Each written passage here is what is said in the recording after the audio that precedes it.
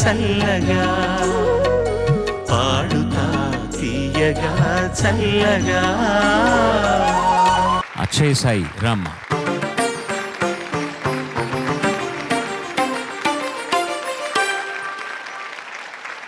అక్షయ్ సాయి ఎంపిక చేసుకున్న పాట నాకు భలే ఇష్టం. చిన్నప్పటి నుంచి ఈ పాట విని విని నాకు బాగా గుర్తున్నది పాట కూడా.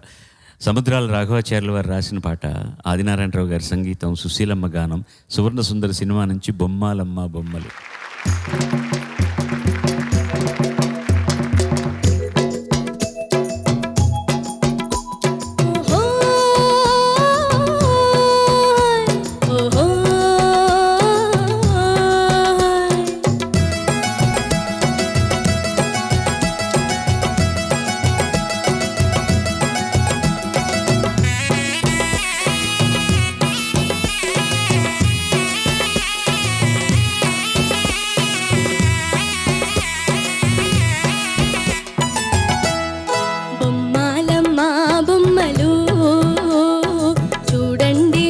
బొమ్మలు రండి పాపలు ఇలా రండి, బొమ్మల పస చూడండి చౌకేనండి.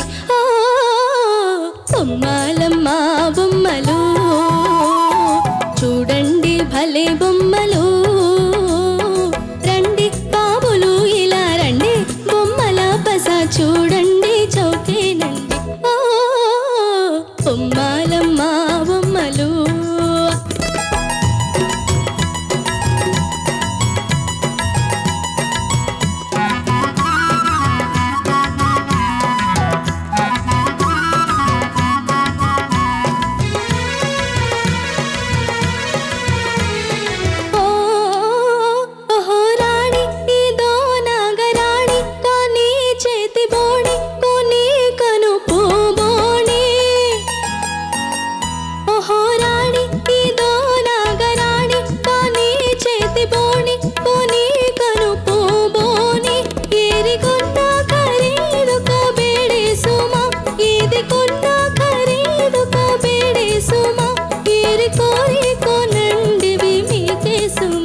రండి రండి రండి రండి బాబులు ఇలా రండి, బొమ్మల పస చూడండి చౌకేనండి.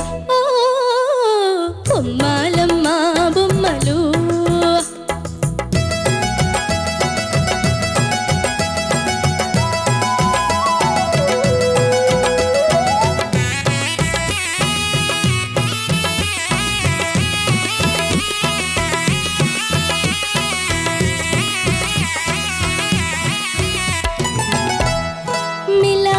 తళ తళ మెరిసిపోయే బొమ్మ, నిగా నిగా కనుగవ జిగేలనే బొమ్మ.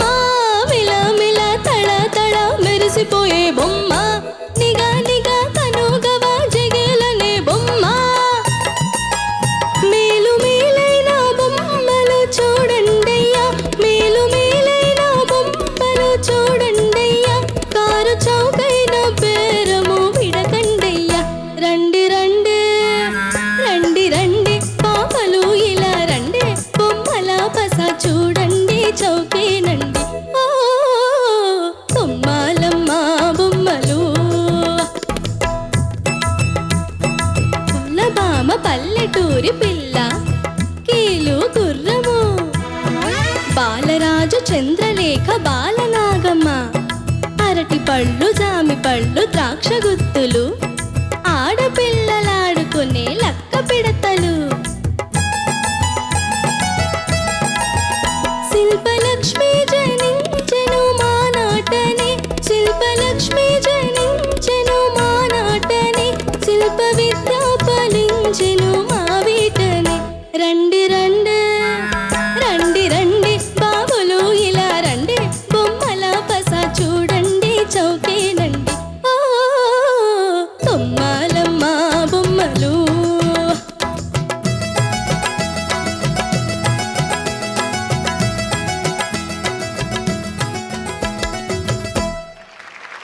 ధన్యవాదాలు.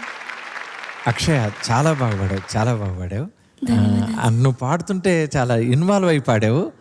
చాలా బాగుంది, చాలా బాగుంది. ఆ గమకాలు అవన్నీ కూడా మా ఒరిజినల్ పాటలో ఉన్నంత బాగా బాగా అన్నావు. ధన్యవాదాలు సార్. ఎంత అబద్ధం చెప్పావు నువ్వు. ఒరిజినల్ పాట నువ్వు విన్నావా?